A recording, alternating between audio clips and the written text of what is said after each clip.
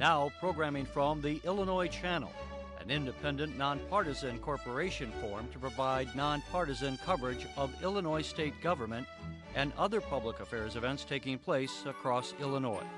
For more information on the Illinois Channel, please visit our website at www.illinoischannel.org.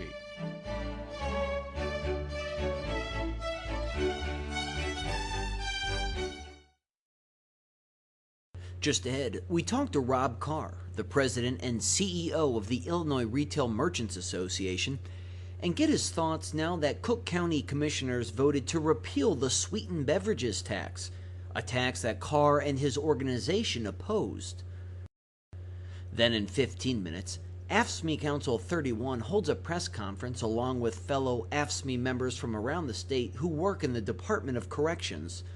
These correctional officers explain how dangerous inmates are being moved from maximum security to medium security prisons in order to save money, and how this has led to a 51% increase in attacks by inmates toward correctional officers.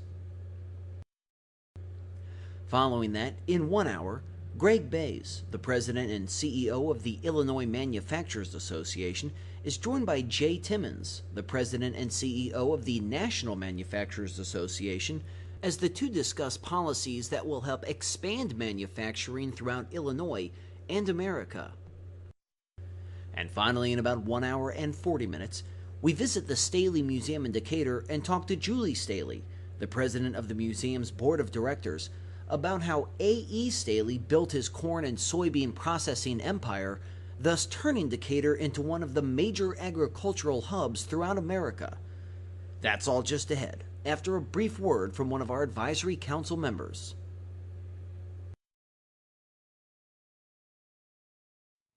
Hi, I'm Dave Treader, president of the Federation of Independent Illinois Colleges and Universities. For years, Illinois was known around the world for the quality of its colleges and universities, and not just our public universities, but the many private schools that do such a great job educating more students annually than the publics. Schools like Bradley University in Peoria, Millikan University in Decatur, Loyola University in Chicago, and Northwestern University in Evanston. These are just a few examples of the schools that not only educate the next generation, but also serve as economic engines for their communities, with tens of millions of dollars in payroll and the purchasing of millions of dollars in local services. In fact, the combined economic impact of Illinois' private colleges and universities is over $20 billion annually. Collectively, these schools account for $3.5 billion in state tax revenues annually. Illinois' independent colleges and universities are a key pillar of the economy, bringing billions of dollars to the Illinois economy, as well as adding a cultural richness to our communities. That's why it's important that the state programs like the Monetary Award Program, which enables low-income Illinois residents to attend college in our great state, remain funded. And it's also why it's important for all of us to understand the economic impact of our colleges and universities have on the Illinois economy and our communities. This is why I'm also happy to serve on the Illinois Channel Advisory Council on Higher Education. Their statewide, in-depth coverage of the issues that impact our economy, our government, and our cultural resources help to inform us all on the issues that matter.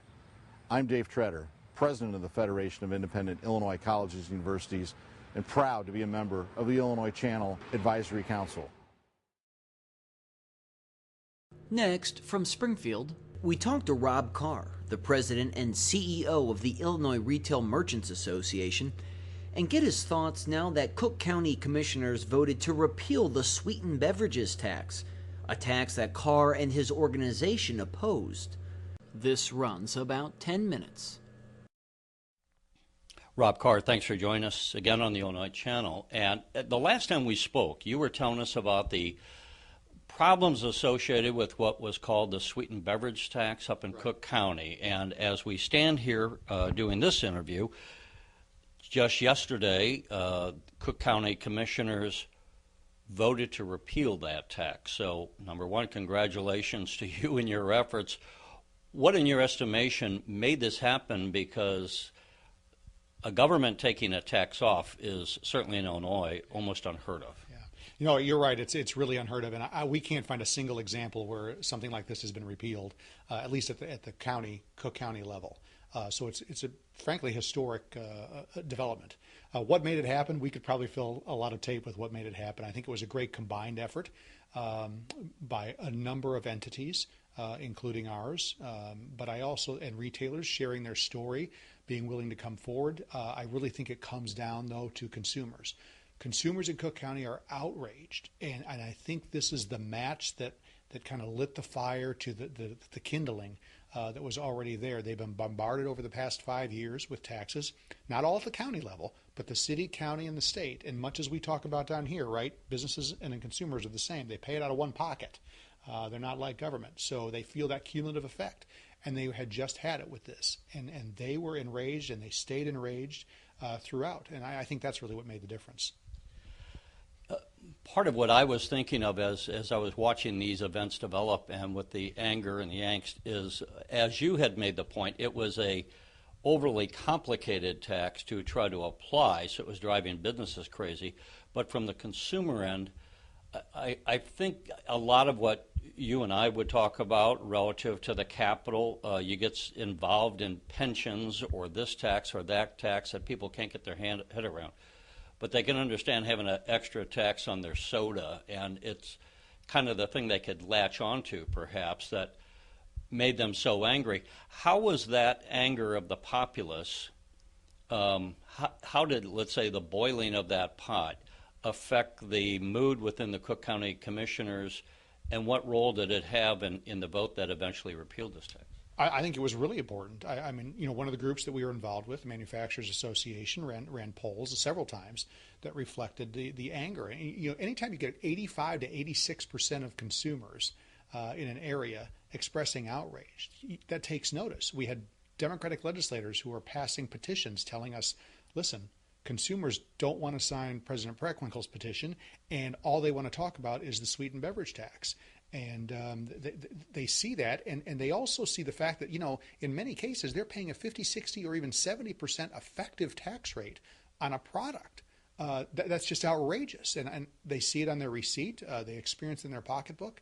And it's not just soda. It's across all beverages, right? Diet, sweetened, with sugar, without sugar, you name it. And it was just simply too much.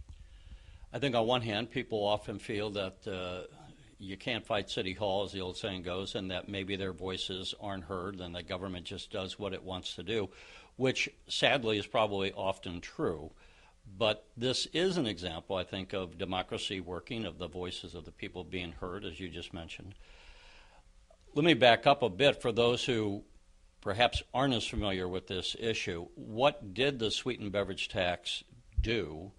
And now that it's been repealed, when is the repeal effective? Sure. So what happened was last November 2016, President Preckwinkle, the Cook County Board President, had cast the deciding vote to pass a tax on sweetened beverages. And those included any beverages that were sold in Cook County that essentially were pre-prepared. And those included fountain drinks or something coming out of a sweet tea dispenser.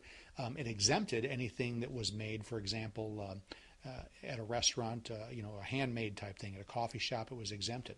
But it included all drinks that were sweetened, and it included diet drinks that were sweetened at the time. And so that came into effect and was supposed to come into effect July 1. Our organization sued the county, wound up getting a temporary restraining order for 30 days. So the tax took effect, I believe, August 2nd, right around that time. And so that's what it applied to. And now that it's been repealed, it will be effective. The tax will go off at midnight on December 1st. So beginning December 1st, the sweetened beverage tax will no longer apply in Cook County. And as I often say, the Illinois Channel, we try to cover the process so people can understand how government works. And some of the players, it's not just the senators and the House members. There's roles for associations such as IRMA. And in this case, I think maybe people can appreciate what is it that lobbying often has a bad name, as if you're always trying to corrupt people. But really, in your estimation, what is the role of a lobbyist? In this case, you're a lobbyist, and you were applying your lobbying skills in collaboration with others. What is the role of the lobbyist in using this as an object lesson? Yeah, I think our role is to pass along information. And certainly, I can only speak for IRMA, but our goal is always to try to pass along the most accurate information we can possibly provide in the most timely manner we can possibly provide it. It does us no good, it does our reputation no good, it does the elected officials no good and their staff no good if we don't pass along accurate and timely information. So really that's our goal. Look, somebody gets elected to something and they might be an attorney, and they might be an attorney specializing in workers' comp. They know an awful lot about workers' compensation. They know nothing about sales tax or other regulations that apply to businesses. That's where our job comes in, and that's where the job of someone who's on the other side comes in. And then the elected official makes the decision based on that information. So I think the information is essential, that we provide is essential to really good decision making. Can we back up a bit? As you said, the tax, it passed in November of last year. Did it catch you and others off guard that it passed, and then you had to start your battle to stop it, or did government reach out? I guess part of the question would be, do we blame the Cook County commissioners for maybe not having asked IRMA and the manufacturers and other interest groups to say, before we vote for this, what are your thoughts? What would it do to your membership? And maybe they failed to do their obligation. No, I think they did their obligation. I think you have to know Cook County, right? And there's typically a it's okay to tax approach to what they do there. And I don't think I'm being too harsh in saying that. Their first reflex tends to be, we'll fill a gap with revenue. But I think we need to be really fair here. There were 8 commissioners from day one who were opposed to this.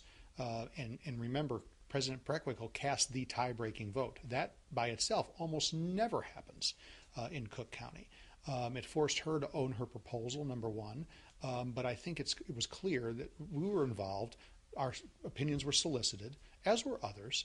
And so it was not a case of being shut out or their failure to do their due diligence. I think they did it. I think those who voted for it initially just didn't anticipate the consumer outrage and, frankly, the effect it would have on businesses. When you have businesses reporting that the categories are the lost sales in that category, which is a very broad category, are 30 to 50%, and you're seeing those same increases across the border where it's not taxed, they take notice.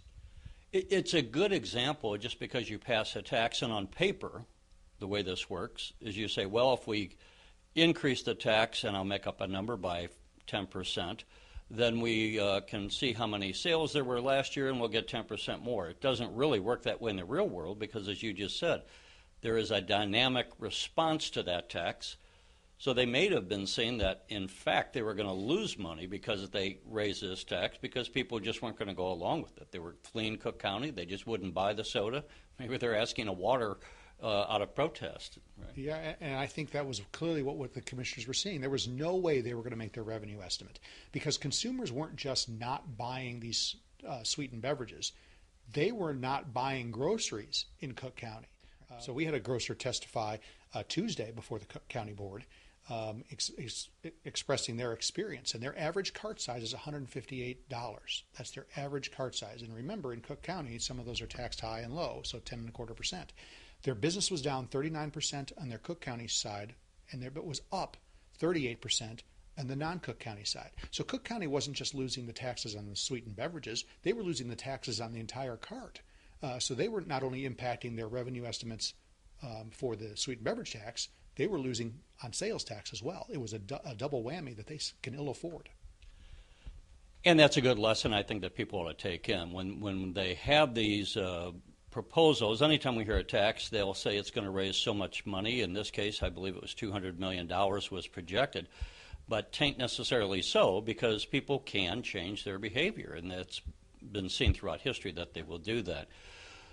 Before we close out, and not to catch you off guard, if you may or may not have had a chance, but as we tape this, the day before the president proposed his tax plan, a lot of different changes, some of it applying to bringing down the corporate tax rate to 20%. I just didn't know if you had a chance to even focus on it. I know you've been busy with the beverage tax. Yeah, between the beverage tax and some other issues we've had going on in Chicago City Council and getting ready for veto session in Springfield, I frankly will confess I don't know all the details of what the president has proposed. Then lastly, as we stand here, and you probably always have some other issues, What's on the plate for Irma right now? What would you like to have changes made that could help improve the business climate here in Illinois? Well, I think one of the important things is we've had a couple of bills introduced here in Springfield in reaction to the Sweetened Beverage tax, and it really is allowed because of a loophole in the state law. And I think they need to follow up and change that, close that loophole, so that Cook County can't come back, or another jurisdiction can't come back and tax sweetened beverages, or products that contain salt, or whatever it is they want. We should have general sales taxes, but not ingredient by ingredient taxes. I think that that will help consumers have a lot more faith in their government if Springfield takes that next step. All right, well, Rob Carter, thank you again for joining us. My pleasure. Thank you.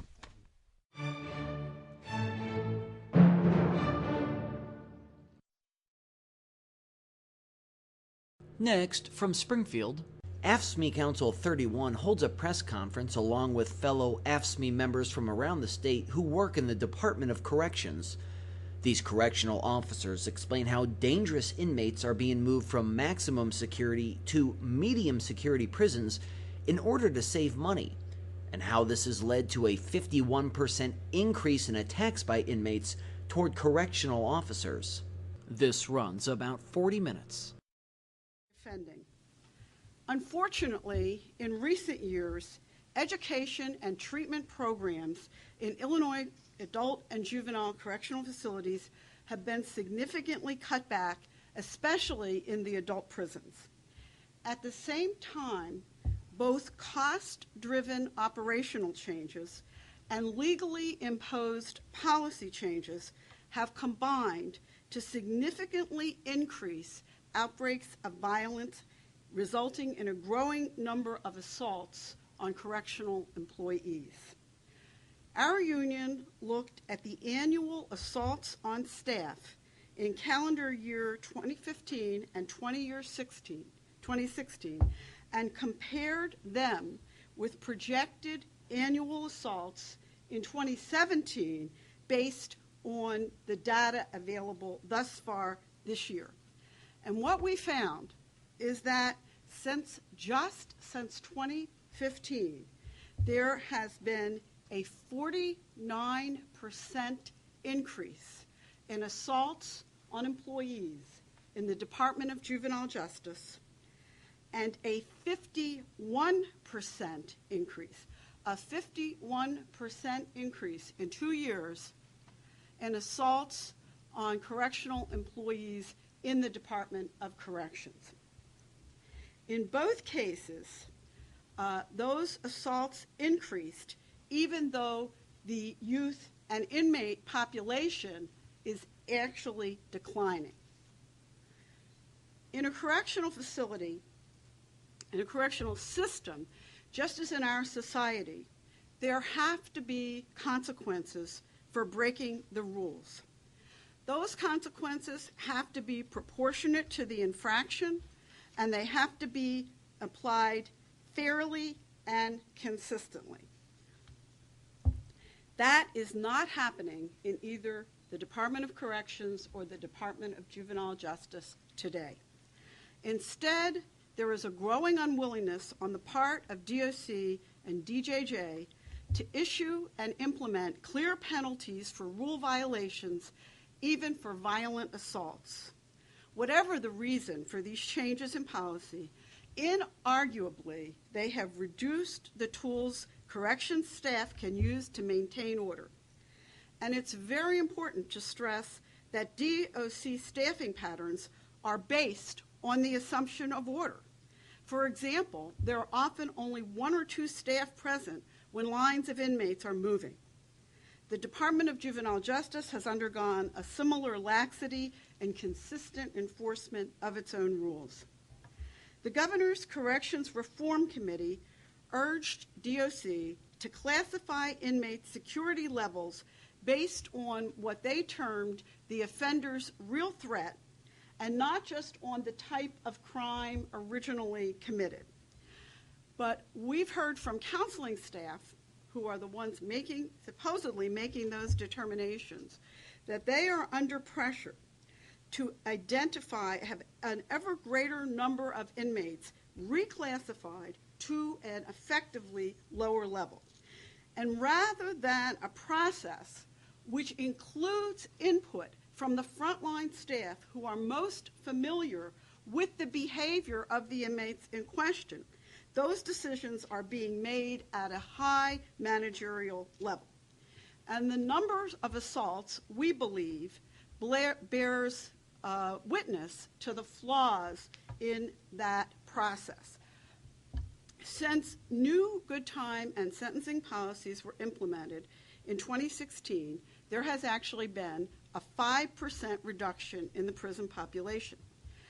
Since the changes having the biggest impact on inmates who were sentenced for class 1 to 4 crimes, we would expect to see the most significant reduction occurring in minimum security facilities.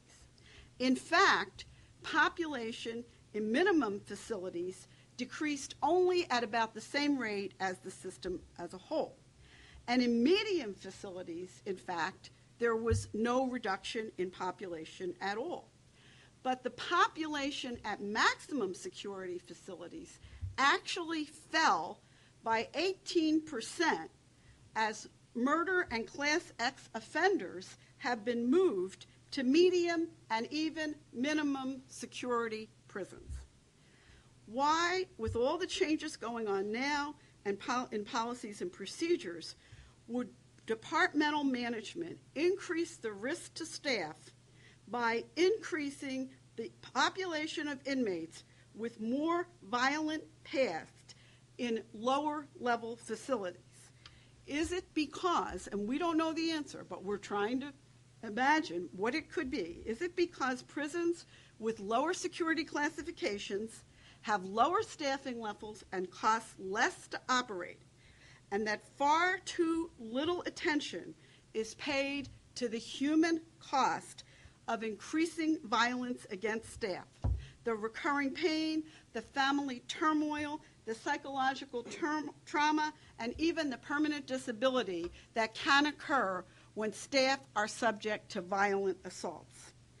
Underlying the changes in policy and procedures is the operational assumption that we believe is completely unacceptable, that staff should expect to be assaulted and that is part of the job, and that DOC does not feel an active obligation to contain those assaults.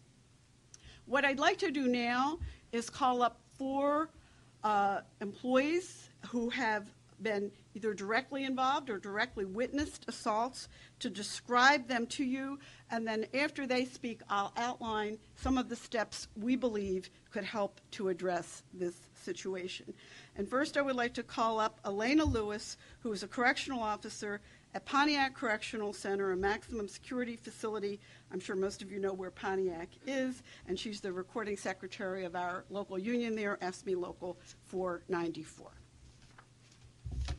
I'll clear away all my notes so she can have the podium. Hi, my name is Elena Lewis. I'm a correctional officer at Pontiac Correctional Center, and I'm the recording secretary for the AFSCME Local 494. Pontiac is a maximum security prison that houses the state's most dangerous offenders. Last year, I was one of several officers injured in an attack by at least 5 inmates. That afternoon, we were moving inmates from the yard to the cell house when I saw an inmate begin repeatedly punching a lieutenant in the face. Other inmates joined in. I tried to restrain an inmate, telling him to stop hitting another officer attempting to help in the back of the head. I was able to pull the offender off, but in the struggle hit my own head, and later in the struggle, my shoulder into the staircase. All this time I couldn't see because the lieutenant had been forced to use chemical spray to regain control. Finally, staff flooded the cell house to help us. It felt like forever. When you're in that situation, even a few minutes is a long time. 6 of us staff went to the hospital that day. I had a possible concussion and a shoulder injury that needed physical therapy and left my arm in a sling for weeks. Others involved had concussions, lacerations, and torn muscles. At least 5 inmates were involved in the assault. They were transferred out from Pontiac to other facilities, but the disciplinary tickets that they received for the assaults were dropped. That means they received no consequences from the Department of Corrections for their actions in assaulting us that day. Talking to reporters, DOC spokesmen blamed us, the staff, not the inmates who attacked us. But our union didn't let it rest. After we met with the Livingston County State's Attorney, 4 of the inmates were indicted for charges ranging from resisting a peace officer or correctional employee to aggravated battery of a peace officer. The outcome of those charges is still pending. It was one of the biggest assaults we had at Pontiac in a while, but I'm sorry to say it wasn't the last.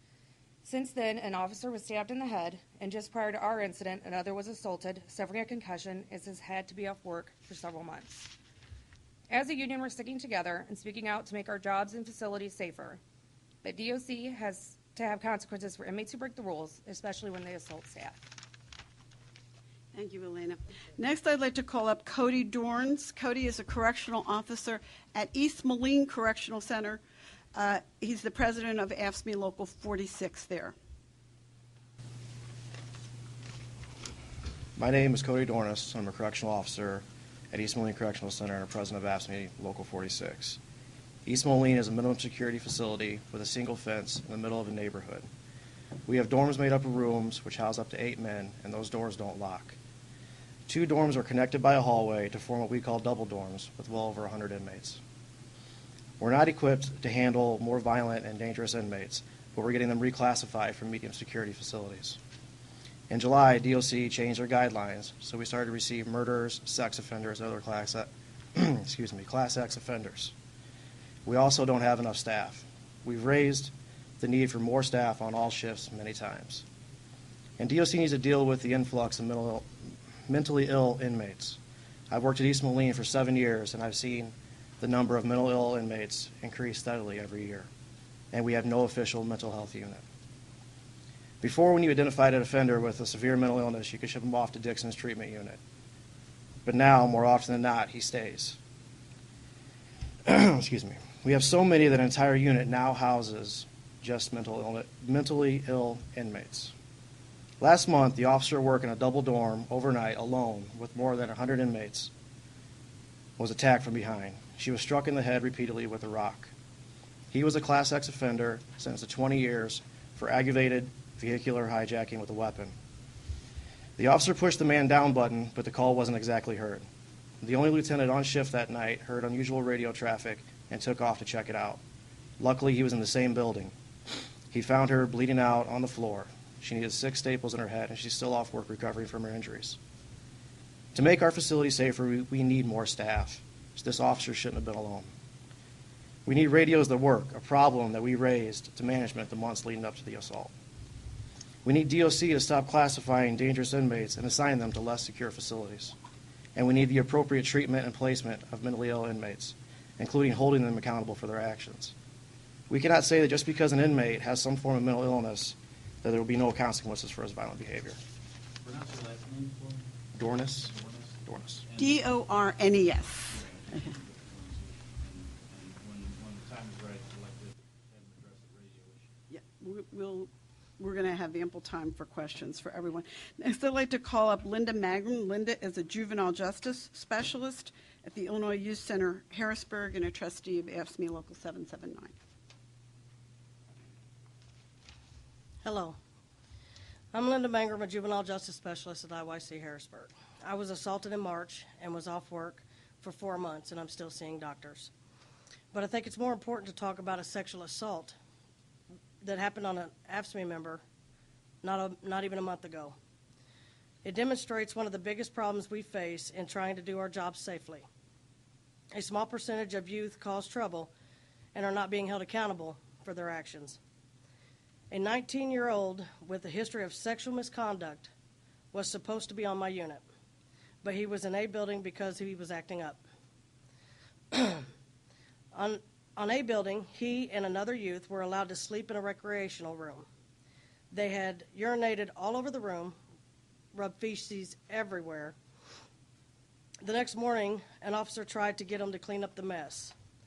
When a female supervisor came in, the 19-year-old pulled out his penis and began to masturbate and said, "I bet you want this." A manager got involved. Instead of holding the youth accountable, he made him a deal. The manager said if the youth came back to the unit, he didn't have to go to school and he could use the rec room all day. The manager and female supervisor walked the youth down to the unit. On our unit, he kept acting out and refusing to go to his room. The manager let this youth walk around the unit, complaining about the rules, stirring up my unit. The supervisor told the manager that the youth is too agitated, he needs to go back to A building. The manager leaves the female supervisor, who the youth has already sexually harassed, to take the youth back to A building.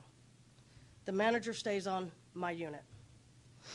A few minutes after she leaves, she makes a distress call over the radio, and you could hear in her voice that it was bad. When they were alone, the youth grabbed the female supervisor with his erect penis out of his pants and began dragging her into A building rec room. She finally got to disperse chemical spray and was able to call on the radio. An officer responded quickly and removed the youth off of the supervisor, but she was very distressed. Very distressed from this incident and is still off work. We should have structured programs for these youth with consequences. Instead of administration makes deals with 10% of the youth that start trouble in our facility. That undermines the entire program and encourages the youth to act out. This really needs to stop. Thank you, Linda. And then our final speaker is going to be Corey Knope, Correctional Officer from Lawrence Correctional Center and President of AFSCME Local 3600. Hello, I am Corey Knope. I'm a correctional officer at Lawrence Correctional Center and president of AFSCME Local 3600. We've had some very serious staff assaults in the last 18 months. In some cases, officers were hurt so badly they're still off work recovering. Most recently, an officer suffered whiplash and lacerations that required stitches in his head from an inmate assault. Another serious recent assault shows two problems that IDOC needs to address: classifying inmate security levels honestly and listening to frontline employees about staffing needs. Under its new sentencing structure, IDOC isn't locking people up for petty crimes, and they're giving out more good time. That frees up beds in minimum security facilities, and now, because lower security facilities are cheaper to run, they're filling these open minimum security beds by reclassifying medium security inmates. And they're reclassifying maximum security inmates and sending them to medium security prisons like Lawrence. This is very dangerous. We ended up with an offender who was a 4-time staff assaulter. He was reclassified from max to medium, and 3 weeks later, he was at Lawrence where he assaulted an officer. He struck the CO in the face with his closed fist, punching him several times. They shipped the inmate back to the maximum security facility, but obviously they never should have reclassified this known staff assaulter. Our union has a security review team that visits facilities across the state and makes recommendations. 2 months ago, they came to Lawrence. One issue we raised was that we only had one security officer in the healthcare unit with up to 30 inmates. To prevent a scenario where a lone officer was assaulted and couldn't open the electric door for backup, we asked for a second healthcare officer. Management told us no. That scenario is exactly what happened. The officer who was punched in the face was struggling with the inmate. He couldn't call for help. A nurse had to. When help responded, he couldn't open the door. The nurse had to fight her way around the altercation to get to the door, then wasn't familiar with how to open the door. Those delays meant minutes went by before other staff got in to help the officer. Literally the next day, we got what we asked for 2 months earlier: a second officer on the healthcare unit. I just wish an officer didn't have to be injured to make that happen. Both instances show IDOC being reactive instead of proactive.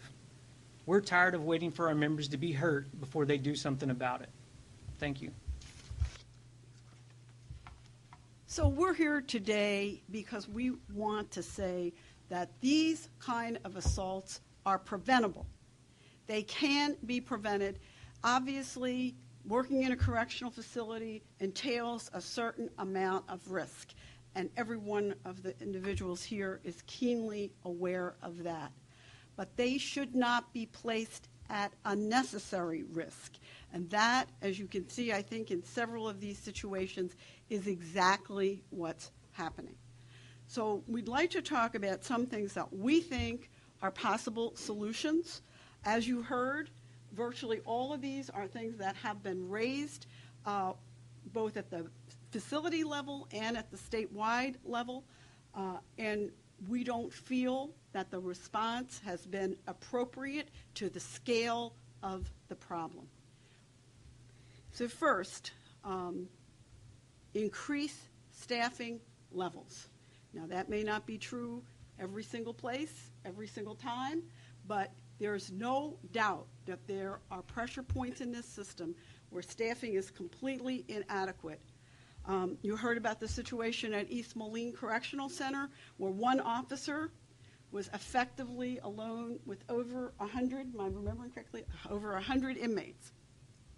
The circumstances of those that attack at East Moline and at Lawrence highlight how inadequate staffing in particular post puts employees at risk. At Lawrence, management saw the wisdom of what the union had been requesting to staff on duty only after the assault occurred. We don't want people to have to be injured in order for change to come about. And even after the brutal attack, East Moline management continues to refuse the union's long-stated demand that the two dorms housing 110 men with mental health issues should be covered by more than one officer on the shift. Having enough staff on a shift available to respond to emergencies is directly related to safety.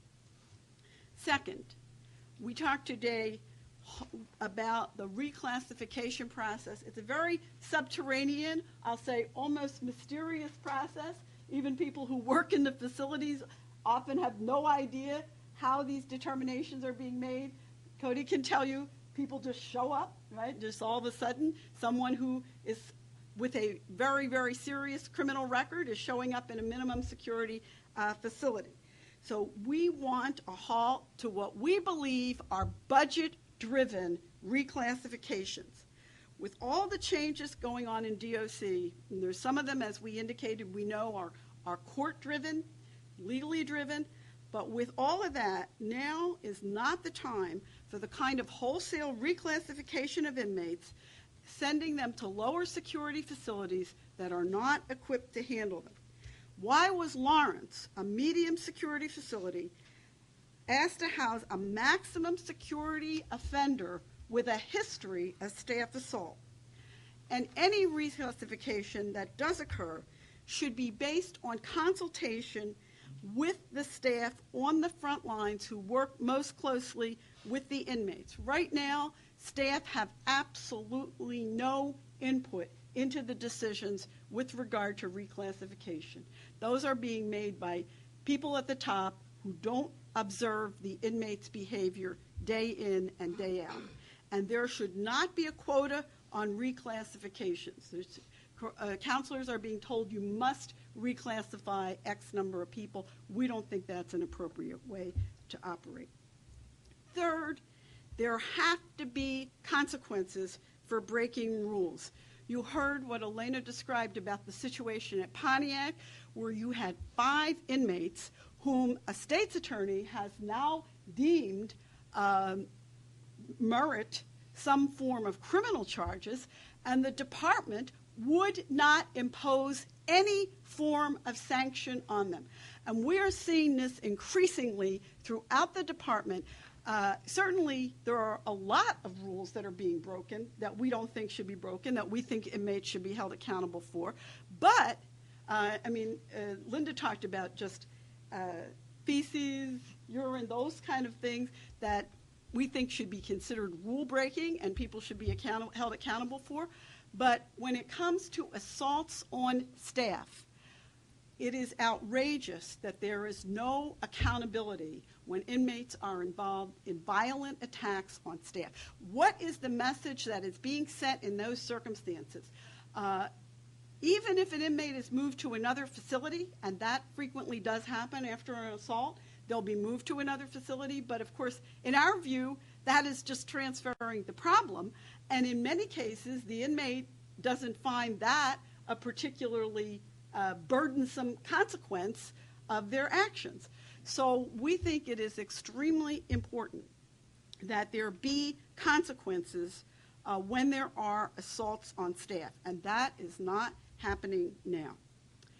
Fourth, and John alluded to this earlier, provide working equipment. At a minimum, management should ensure that basic equipment like man-down buttons and radios work consistently. When problems are identified with equipment, management must devise an immediate solution. But for the actions of a diligent lieutenant at East Moline, faulty equipment could have made a vicious assault a much greater tragedy. And finally, and this may seem broad or amorphous, but we have to say it, management has got to care. They have to care about employee safety. We cannot be in a situation where we're being told, well, the courts are putting pressure on us, the legislature's putting pressure on us, we have to do these things. You don't have to do things that put people's lives in unnecessary jeopardy. And that is what's happening today. And the message being sent is that the concern is saving dollars, the concern is a consistency with consent decrees, the concern is a good public relations position, and I'm sure you're going to hear more about that today, but there's no concern being expressed for the officers who are hurt. And as Elena told you, and I know how distressed, I know Will Lee is here, the president at Pontiac Correctional Center, to have, after these officers are in the hospital, after they're being treated, after they've been traumatized, to then have management turn around and say, well, it was their fault because there's some rule that the warden didn't even know existed, that they supposedly weren't following, and so it's their own fault that they were assaulted. That's the kind of attitude that is damaging employee morale in this department and in the Department of Juvenile Justice to a very serious degree. So you have to have a foundation of leadership at the top that wants to address the problem, that is concerned about employee safety on the job, that recognizes, yes, this is a dangerous job and we're asking people to take it on. And if we ask them to take it on, we as a society, then we should do everything possible to protect their health and safety. And that's the number one thing that we're calling for today. So I'm going to open it now to questions. I promised John you could. Yeah. Well, I had a question before that about the radio would be, how do you define assault? What is the universe of assault? Well, that's generally the department does the definitions. We're taking their data, and it could be anything. I mean, any. Verbal assault? No, it's not verbal assault. No, it has to. No, it's not. It doesn't include I say you're. Well, I won't swear, but if I say. Yes, some form of physical assault. Thank you. That'd be a good description. Yeah. These numbers are from DOC. It's not an internal estimate. Yes, we did the calculations. So what's that? I'm sorry. What are those numbers? Oh, these numbers. Okay, so these are the numbers of assaults on staff. And this is the Department of Corrections. I couldn't see where you were pointing to, right? And this is the Department of Juvenile Justice. And this is showing you from 2015, 2016, and 2017. There's an asterisk here. What that asterisk means is that we've projected, based on 7 months of data, I think in DOC, and 8 months of data in DJJ, what the number would be out for the year. Their numbers, though. Yeah. Because in the past, I know the past when DOC, under past administrations, DOC has called, redefined assault and actually was objected to that. But these are their numbers, what they're calling assault. Yes. You know, if we were to hear from inmates, the stereotype might be, the air conditioning doesn't work in the prison, or our cable TV doesn't get enough channels. And I think as a society we say, I don't want to hear that. They're prisoners. You don't care about them. It's prison. And your remarks wrapping it all up make it sound like your complaints are gaining about the same amount of currency where people don't want to hear them. Is that how you feel? Well, I don't feel that way. I really don't. I think that we've had tremendous concern in the community. We had a picket at Pontiac after the assaults there, and in the East Moline area. I think there's a lot of public concern. That's why we're here today. What is concerning to us is that there's not concern at the top, from top management, from the governor's office. I mean, I think that the public, if they knew, and that's why we're trying to get the word out, what people endure, they would be very concerned. I mean, everyone recognizes that this is a very important job. We as a society, have decided that we will have correctional facilities, that when crimes are committed, whether for purposes of, as I said, paying a debt to society or for purposes of getting someone who is very dangerous off the streets, we have prisons and we ask people to work in them to keep them secure. And they're responsible both for the security and order in the prisons and for the safety of the inmates. We don't think their own safety should needlessly be put at risk. And I think the public, most people, very much agree with that. Well, because you did something else, and you're saying that the public cares, but the people who are in charge don't care. I'm saying, right. Act like them. The people at the top don't care. I think the public does care, but the public's not aware. Roberta, do you have you run the numbers on what kind of additional staff you would need across the board? No, we have not. That's a very good question. You know, we've cited specific circumstances, and so as a starting point, what we're saying is at the facility level, where the local union, believe me, they don't just come in and say, good morning, we need 100 staff today. You know, they identify specific problem points. And so our first concern is at the facility level where the local union has said, this is a problem point. We know. We've seen problems arising. We need more staff here. That's number one. Number two, we are prepared to, willing to, I'll say eager to sit down with management and do a review of overall staffing at each facility and what changes might or might not be needed at each facility. But that we don't have a number today, like a magic big number to pull out of a hat. Yeah. And the places where they're short-staffed, are they working unreasonable amounts of overtime to cover? Well, there is, as you know, there is an ongoing problem with overtime in the Department of Corrections. And there is still, I actually don't know today if overtime is up or down. I can't tell you that right now. There is always a problem with overtime, and oftentimes people working to the point of exhaustion. I mean, what's unreasonable is, of course, if somebody is too exhausted to do their job properly. And we still do have problems with a lot of overtime. Over the past 5-6 years, overtime has actually gone down, but I can't tell you the data today. I wouldn't want to answer that without knowing it precisely. Yeah. I'm seeing the increase from 2015 to 2016. I don't know the 2014 numbers, but if the trend is similar, you're seeing an increase. Where has Ashby been in those years, and is it spread too thin, taking care of receptionists in one department, but then also being responsible for ensuring the safety and security of prison? Ask me? You know what? The Department of Corrections is responsible for ensuring the safety and security of its own employees. And they're the only ones who can do it, and they're failing at the job. So no, the union isn't spread too thin. These guys, they work every day in a prison. And on top of that, they are working every day for the security and safety of their members. No, they're not. Yeah, they may be spread thin, but if they're spread thin, it's because management is not doing its job. They're doing their job, I guarantee you. They're doing their job in the prison, and they're doing their job, doing everything they can to protect their members. Well, I'm not talking about the members. I'm talking about the union. This is the union. This is the union right here behind me. Raise your hands. Stand up. You are. This is the union, okay? I am not the union. I'm one person. This is the union, and they are on the job every single day. Yeah. Anders? One more question.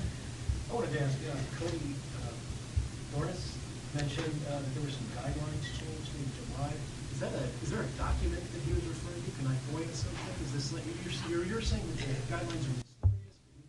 I'm sorry, can you say the document again that you wanted? I think Cody Dornis, if I'm saying that right, mentioned that there was a DOC change guidelines in July, and this was about the reclassification. Yeah, we could Can you speak to that as far as what documents that were allowed to be transferred? It kind of goes back to the TCO, the transfer coordinator's office, and they are pretty much picks and choose what inmates go where across the state. And during July, they had, redefined their requirements for each individual prison. We had started out at 5 years when I got there. We had jumped to 6. We jumped to 8. And this past July, it's anybody who has less than 10 years to do. It's also added in moderate escape risk, regardless of the crime. We have murderers, sex offenders, rapists. And that's also new, correct? Yes. Is this just on? Do you have a written copy of that? He's asking if there's anything. I have in the- writing. Something I could FOIA, like what would it be? The TCO manual would be one of them. The clinical TCO manual would state one of those things. And I imagine they sent out something to. Just so I just to be clear, 'cause I'm not familiar with these policies. So at one point, your facility said only people who have fewer than 5 years to go. Yes. Now it's 10 years. You work your way down to 10. So if you had 20 years, as soon as you hit that 10-year mark, you come into East Moline, no matter what the crime. Yes. Are these issues just juvenile or? No. This is primarily adult facilities where this is occurring. And this is an adult facility that Cody's talking about. And so also at East Moline, there used to be, if you had committed Andrews, if you're gonna murder speak, or would you sex speak it? offense, you couldn't be at East Moline. That's changed. If you were deemed to be an escape risk, you couldn't be at East Moline. That has changed. They'll now permit inmates who are deemed to be an escape risk to be transferred to East Moline. That's all changed. Cody, But also, we- the radio, have you or any of you run equipment that isn't working that management didn't fix in a timely manner? The radio system we have now isn't working, and it's not being fixed in a timely manner. We've brought this up for countless months. Not working, what do you mean? You can't hear clear reception across the hill. You can be in one area, not hear something going on somewhere else. You can be standing next to somebody, that radio goes off and yours doesn't. Very similar to our man down button. That night, our radios are designed to go on 20-second intervals, 20-second on, 20-second off. At that night, most of the officers reported they heard maybe a half second. Some didn't hear any. The Armory heard the call, but nobody else did. And on top of it, there was no responding staff there either. Is it outdated? It's actually a newer handheld, a newer base radio. It's just not designed for the setup of East Moline. We're a facility full of hills, valleys, old concrete walls. 20 seconds on, so you hit the button and the mic stays open. It'll stay open for 20 seconds.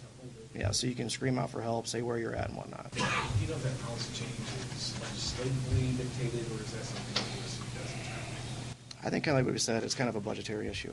I mean, kind of minimums are cheaper to run. Have all of this issues arisen as a result of the budget standoff, or were they pre-existing to Governor Brown? Well, obviously, as we're showing here, I don't know the extent to which it's connected to the budget. That's why we're trying to point to the various factors that are coming together. But certainly, the reclassifications and the driving down of inmates into the minimum and medium security facilities appears, we don't know this for a fact, it appears to be budget driven, but we don't know that for a fact. We're just showing that certainly there's been a dramatic shift in this reclassification policy in the last 2 years, has intensified greatly. It coincides with court orders, and so there's a number of different factors. I don't think you could put it all on the budget standoff per se. I think there's different factors coming together. One other thing is one of the major initiatives of Governor Rauner, working with Democrats like Kwame Raoul and others, is to reduce the prison population by 25% over 10 years. Knowing what you all know, is that a problem? Is that the root of the problem, that they're trying to force a non-workable solution on the system? Or can that be accommodated in a manner that doesn't put either the staff or communities at risk? You know, I don't know that we're the body. You know, there's other people that make judgments about those issues. And let me just, no, but from our perspective is that we want employees to be safe, whatever policy legislators and policymakers decide to pursue. And could you release inmates without putting employees at harm? You could, but that's why we're pointing out why, yes, we're communities. Why is the big decline, an 18% decline, in the maximum security facilities which house the murderers, which house the most serious offenders? That's where there's an 8% decline in population. So if you were pursuing this in a responsible way, the release of people, then you would expect that the decline in population would be in the minimum security facilities. Those would be the people most likely to be able to safely be released onto our streets. Can we safely release maximum security inmates onto the streets? No, we can't, and I'm not saying that's what's happening, but we're unsafely releasing those inmates into medium and minimum security facilities which are not equipped to handle them. Okay, thanks a lot. Thank you, guys.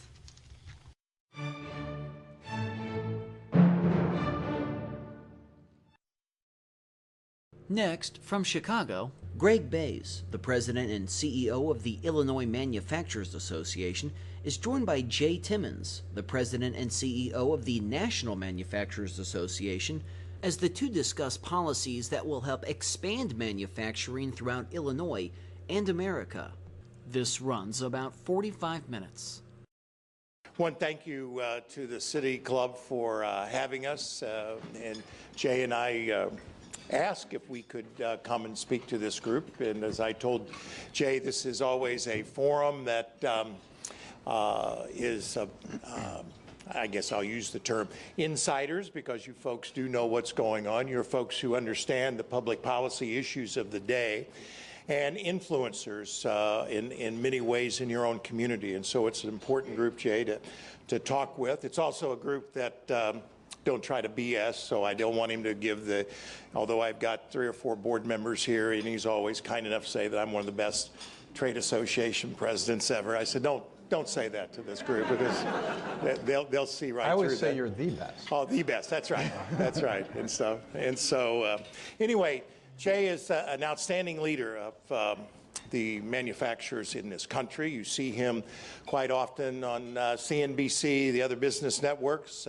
Last week, you saw him in the Oval Office with President Trump and a group of manufacturers. So he is very wired into what's going on in Washington and leading voice, and has just become an outstanding advocate for manufacturing in this country. So we thought today that we would do a sort of a roundtable or back and forth discussion to allow him, and then allow you to have some questions for Jay as well. And I think the important issue on the mind of a lot of people, which Jay can speak to right off the bat, is tax reform, and what are its chances passing this year, and what are the impediments and where it stands, and also to this kind of group, sort of what procedurally is going to occur. And as we look through the budget issues that are facing the federal government, and what can we expect in the next 60 days or so in Washington. So Jay, I'll let you lead off with that issue.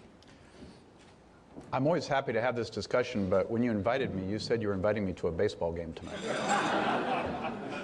Well, are you a Nationals fan? Well, should I say so in this room? I don't think so. Let's just leave that one behind. I'm from Ohio, so I'm more of a Reds fan. So, thank you very much, Greg, and thank you all for being here for this discussion. And it is a really important one today, because we have an opportunity, really, for the first time in 3 decades. And if you think back where you were 30 years ago, I know many of you probably weren't even on Earth 30 years ago. But 30 years ago was the last time we had comprehensive tax reform, specifically comprehensive business tax reform in the United States. And we would like to think that when we do something of that significance, we get it right and we don't have to think about it again. But guess what happened along the way? Along the way, other countries started to figure out that they wanted what we had. They wanted the investments that we were driving in this country. They wanted the jobs that we were creating in this country. They wanted the quality of life that our families had the opportunity to achieve in this country. And so what did they do? They started to reduce the cost of doing business in their countries. And they started, very smartly, in many cases, with a reduction in tax rates for businesses. And all you have to do is look a few miles to the north and look at what Canada's done. They're at 15% corporate tax rate. You look to Ireland, where a lot of companies have had to make the very painful decision to invest. American companies have made the painful decision to invest in Ireland because they have a 12.5% tax rate. So for manufacturers, this is really all about competitiveness. And one of the things that I think is so incredibly heartening is what manufacturers see as possibilities and opportunities when it comes to comprehensive tax reform in this country. We conduct at the NAM, we conduct a survey every quarter of our members to find out kind of what they're thinking about the economy, how they're feeling about their own business and the path forward. And for the last 3 quarters, we've had record high optimism from manufacturers. It's hovering about 90%. Think about that. Just a year ago, it was 59%. What changed? Well, we know what changed politically, but from a policy standpoint, what we're seeing is we're seeing manufacturers say this is the time for us to actually achieve some of those changes in our federal policy that we've been waiting for. So we surveyed these manufacturers. By the way, this survey is done with Industry Week magazine. And what we found is about 2/3 of manufacturers say that if comprehensive tax reform is achieved this year, they will use that rebate from the federal government to invest in more plants and equipment here in the United States. About 3/5 of them say that they will use that rebate to hire more American workers into their manufacturing facilities. And a vast majority of them say that they will use that money to provide higher pay and benefits for manufacturing workers that are currently part of our manufacturing workforce. So for manufacturers, tax reform is an imperative. It's an imperative to incentivize investment and job creation here in the United States. And for manufacturing workers, 15 of whom stood behind, from plant floors all across the country, stood behind the President of the United States last Friday when he signed, this is what Greg was referring to, when he signed that Manufacturing Day proclamation. For them, it's about a better quality of life here in the United States. So we're excited about the prospects. We know that we have many, many hills to climb to achieve this goal, but we have a short time to do it in. But we are very optimistic that it can get done this year. Jay, what does the NAM has talked about for the last several years, where manufacturers start in the worldwide economy behind in what they have to pay, just to get their product competitive. Can you speak to that issue so that people understand why and how that works into the tax reform issue as well? What we're up against. So here in the United States, it is about somewhere between 12 and 24%, depending on what sector of manufacturing you're in, about 12 to 24% more expensive to do business here in this country than anywhere else in the world. That is, by the way, without even factoring in the cost of labor. Because we don't really care about that. We like the fact that we pay very, very well in manufacturing. But some of these other impediments and these other cost barriers make it pretty difficult. And again, force those tough decisions for companies. It actually incentivizes companies to do business outside of the United States, which makes absolutely no sense. So adding to that cost of doing business here are really 3 major drivers. The first is taxes, which we've already talked about. We have a 35% corporate tax rate. That's no surprise. It does still surprise some people to know that that is the highest corporate tax rate in the industrialized world. So of all of our competitors, we have the highest tax rate on manufacturers. Now, the effective tax rate, what tax rate folks actually pay, is oftentimes different. But what I hear from most of my members is from C Corps, they're still paying somewhere between 31 and 34% effective tax rate. So 2 for the business, 1 for the government. And by the way, that's only the federal side. Add in the state and local side, And you can see that you're quickly getting up to about a 1-to-1 ratio. For S corporations, that rate can go up to 44%. So the NAM led the charge for a 15% corporate rate and a similarly competitive S corp rate. And we were really pleased when the White House came out with their initial proposal. What ended up on the table is 20% corporate, 25% S corp. It's not nearly as competitive as we would like to see, but there's still some room for the negotiators in Congress to bring that number down. So 20% or lower for the Cs and 25% or lower for the S's is what we're pushing. The other cost driver are regulations, and we could get into a 2-hour discussion on specific regulations. But suffice it to say that the regulatory burden on manufacturers is pretty significant. And by the way, this is not a political issue. A lot of folks want to say, well, it was the Obama years that really drove the regulatory burden. Well, it didn't help. I'll be the first to admit that. But this has been going on for decades. Republican presidents, Democratic presidents. Republican Congresses, Democratic Congresses.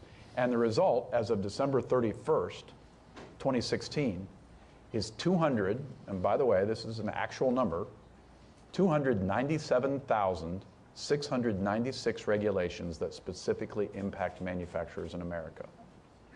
And I would like to be able to report to the regulators that every one of my 14,000 members, large and small, can recite chapter and verse what each one of those regulations mean to them, but obviously they can't do that. They try their best to follow the law and follow the regulatory morass that we have in this country. But here's what it really means. Those 297,696 regulations. It means $35,000 per employee per year in compliance costs for small manufacturers. One of my board members, Sandy Westland-Dinahan, is here, and we've talked about this a lot, because what she wants to do is she wants to hire more people, she wants to create more products, she wants to export to other markets, and unfortunately, she and other small businesses around this country are faced with that daunting compliance cost number. Now, we just had a conversation with the Chicago Sun-Times, and of course the immediate response is, well, you want to get rid of all regulations?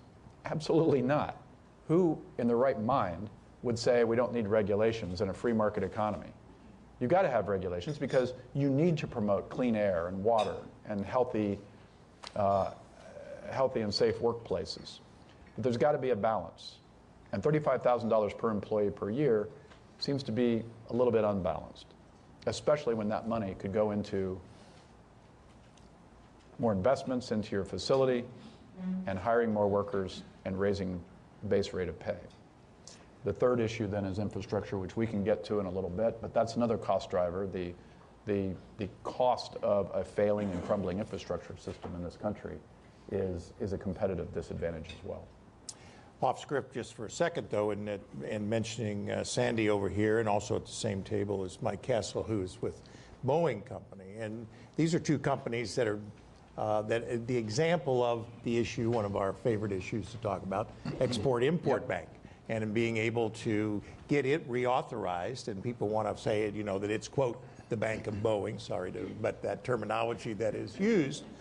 But to a Sandy Dinahan, who exports floats that to, I think, Southeast Asia was the one you were talking the last time, that was being held up because of the inability of this small company. Employs, what's your employment level, Sandy? 25. So it's not the Boeings of the world being helped by the Export-Import Bank that many of even our Republican friends have been in opposition to. But it's another one of those regulations that when you do not allow for businesses to have that opportunity, large or small, you're really tying one arm behind their back and being able to compete in the worldwide economy. Let me jump in on that just a second, because the export-import issue is one that is actually quite ripe at the moment, and it's one that is quite concerning. Companies like Boeing can't compete if they don't have certain guarantees that are provided by the Export-Import Bank. They're not even allowed to compete for contracts outside of the United States in certain companies or countries. And it's not, again, it's not just Boeing. Think of the thousands, the tens of thousands of suppliers to Boeing that rely on Boeing being able to sell and export their product. Think about the 30,000 small and medium-sized businesses that are direct beneficiaries of the Export-Import Bank.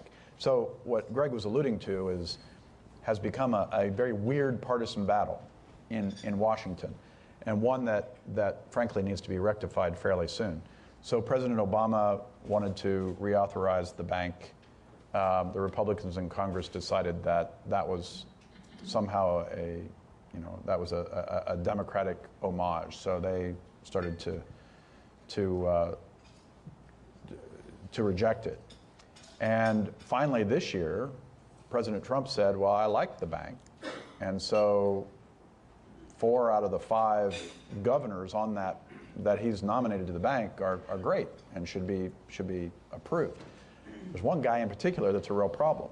And I'd like you to remember this name because I'd like you to speak out very strongly if you hear it.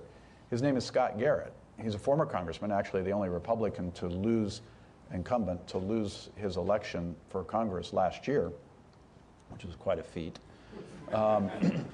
And Mr. Garrett has spent his entire congressional career trying to destroy the bank. Not reform the bank, mind you, because every government institution can handle reform of some sort or another, but to destroy the bank and put it out of business.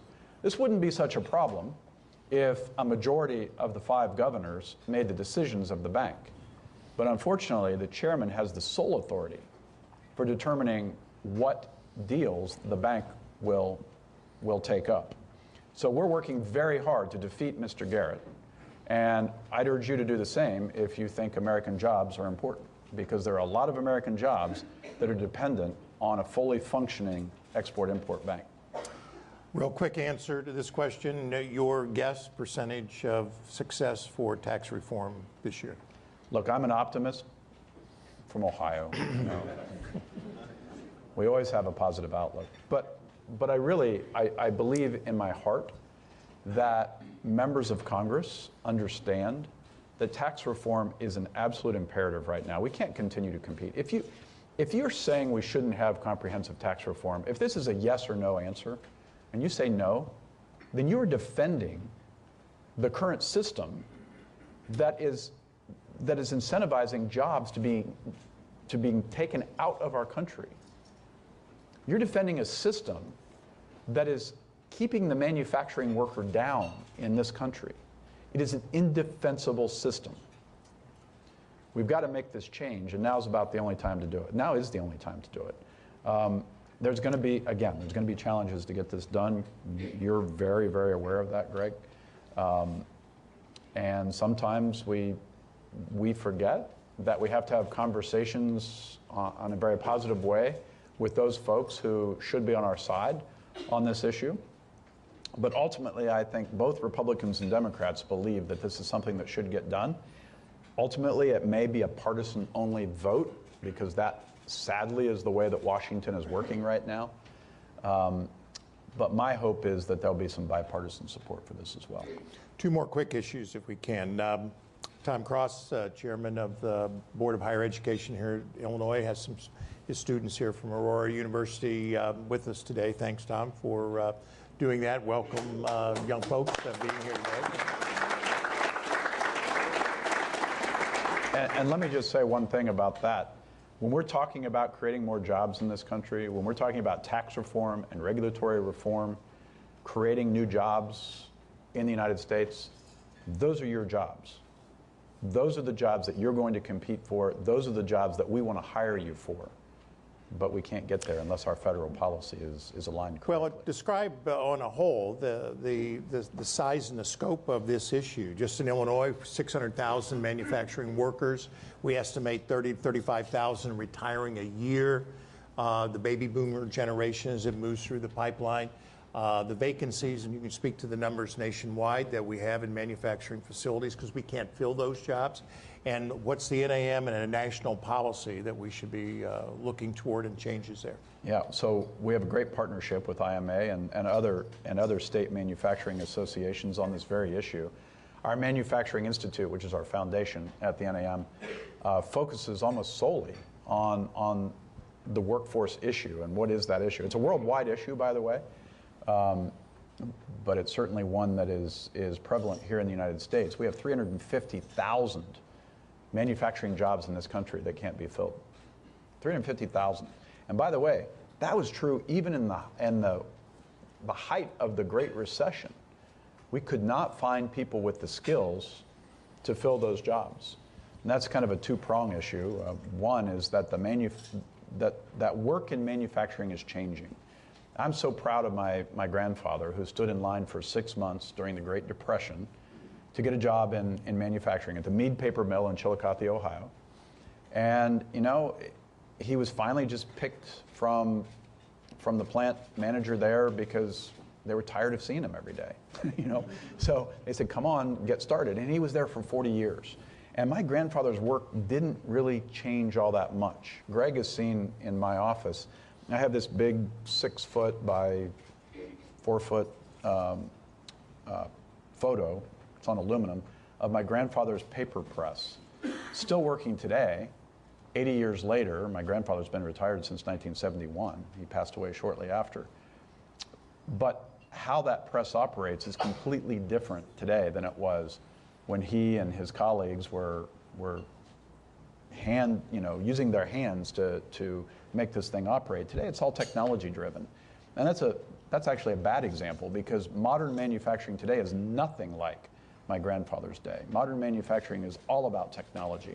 We hear about robotics, and you hear the naysayers talk about robotics taking away manufacturing jobs. Not true. It's just changing what manufacturing is all about, as you all well know. Somebody's got to design, somebody's got to create and build and operate and maintain those robotics, as well as artificial intelligence and other new technologies. The types of jobs in manufacturing are what's changing. And this problem that we have, the 350,000 today, is projected to grow by the year 2025 to about 2 million unfilled jobs in manufacturing. That does not make us competitive as a nation. We need to fill those jobs. And the way to do that is to make sure that young people understand what opportunities are available in manufacturing. But I would also say that it's not just young people, it's their parents. Because there's, frankly, no worse, those who advocate the least for manufacturing jobs are the parents of young people coming up. And I'm actually a pretty good example of that. I was telling Greg earlier this morning, my grandfather wanted to leave the farm, and he left the farm and he came into manufacturing. And he said, you know, I don't want manufacturing for my son. So my father, he got him excited about this brand new emerging industry, retail, right? So that was the new thing back in the 50s and the 60s.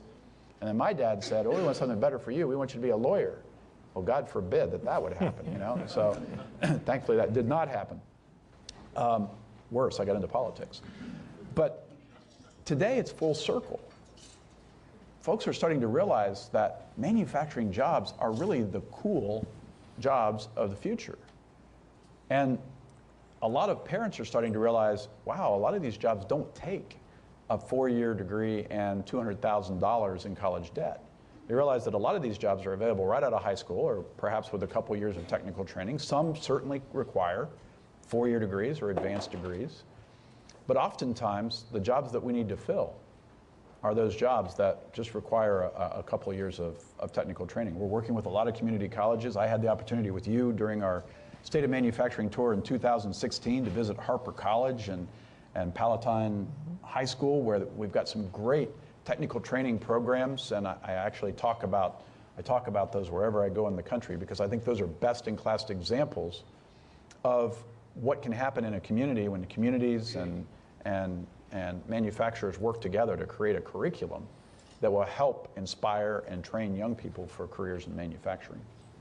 And one last issue before we open it to questions, Jay. John, thank you for being here today. Trade and the importance of it to Illinois. And I learned a new statistic today. I always talk about the fact that Canada is our largest trading partner in Illinois. But John told me the statistic of the fact that Illinois, Wisconsin, and Missouri, the amount of trade that with those three states is larger than the state or the total of what the United States does with China. And so what's that? Canada does. That Canada does, excuse me. And so you think about the importance of that issue to the Midwestern economy. So not only to that, your Ohio roots, but generally the trade issue and how that is playing out in Washington. Well, it's bumpy. To stop there.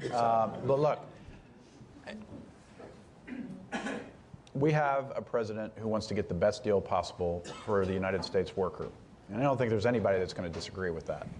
We want what's best for the United States. We also are very cognizant of the fact that we've had agreements in place that have actually worked for manufacturers in the United States, and they've been good for trade. That said... And good for the American worker. And certainly good for the American worker and the American economy. That said, the NAFTA agreement is a quarter of a century old. There are not too many agreements that can't use some fine-tuning. So the president's made the decision to renegotiate NAFTA, and we're focused on NAFTA, by the way, because the Trans-Pacific Partnership is kind of out the door. That's not happening. The Atlantic agreement is kind of on the back burner, and the administration seems to have a preference for bilateral, meaning country-to-country negotiations, instead of multilateral, which means the United States with several countries involved. So given that, and given the fact that he's opened up NAFTA again for renegotiation, there are a few things that the NAM thinks that we need to focus on. Enforcement mechanisms are going to be key, and they need to be neutral, and they need to also not hinder our commercial relationship. They need to expedite it. But I think most importantly, and this is an issue that we certainly have with Mexico, we need to make sure that there's not third country cheating.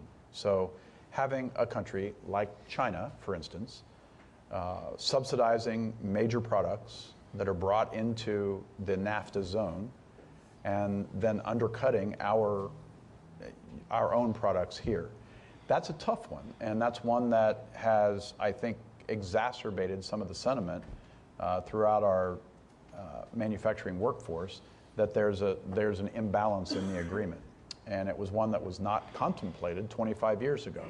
So it makes sense to look at issues like that, but ultimately we're very hopeful that we will get to a point where everyone is in agreement, where the United States understands the importance of issues that are already in the agreement, like the ISDS provision for investment disputes. That seems to be one that is in question right now from the American side.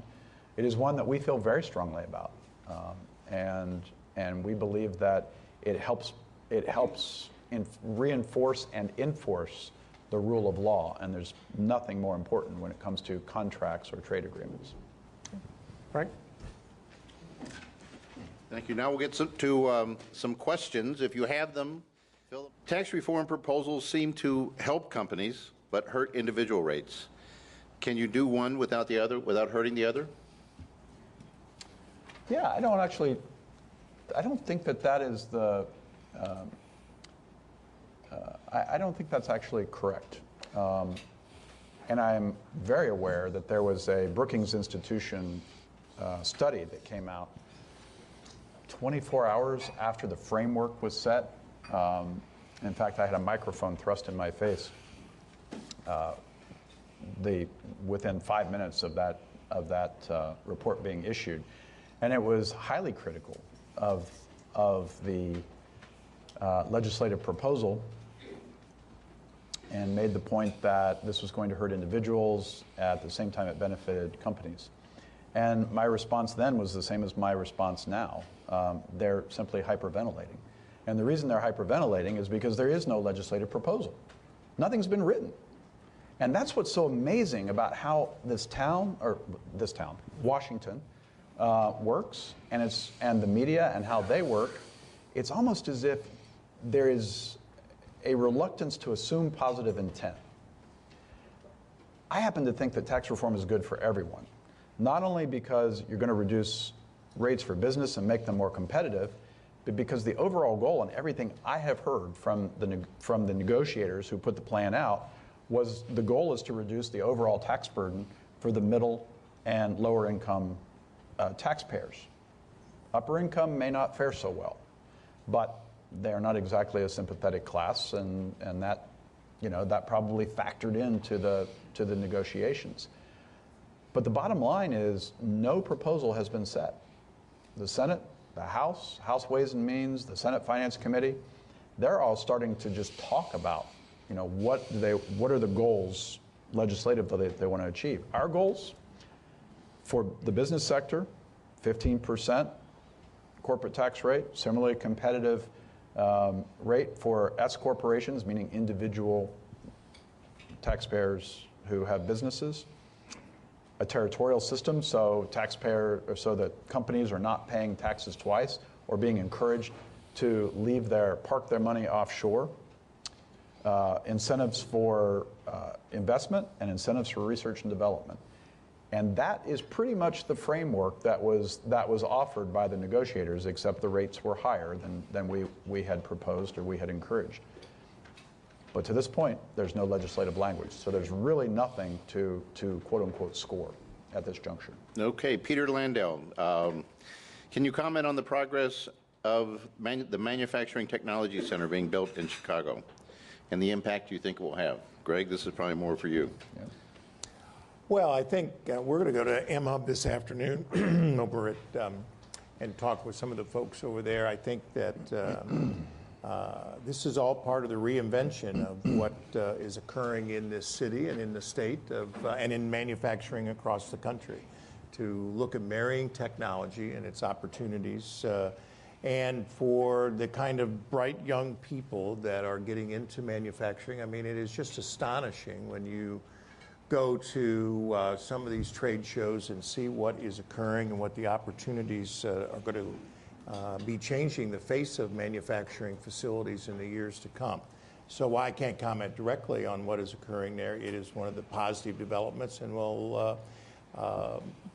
I think we have to look for the opportunities to increase employment numbers. We have been decreasing in the numbers of manufacturing employees for way too long in this state, and we shouldn't be. Our neighbors aren't doing it, and we should be changing that trajectory as well.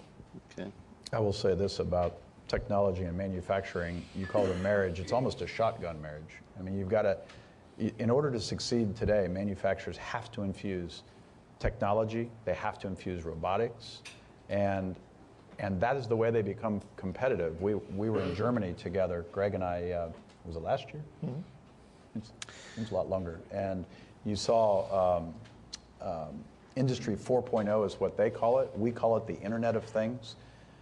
But the bottom line is that technology is infused in literally everything. I mean, from my cell phone, I can control many of you can as well, I can control my HVAC at my home in Virginia. I can turn fans on and off. I can turn my lights on and off. All of those technological advances are now infused in every part of a product that many manufacturers produce, and it's quite fascinating. We at the NAM supported the creation of these institutes because we did feel that we needed more attention focused on modern manufacturing, and I think I'm really excited about going this afternoon. We have a interesting question from the Aurora University table, Robert Efron. Robert, right there.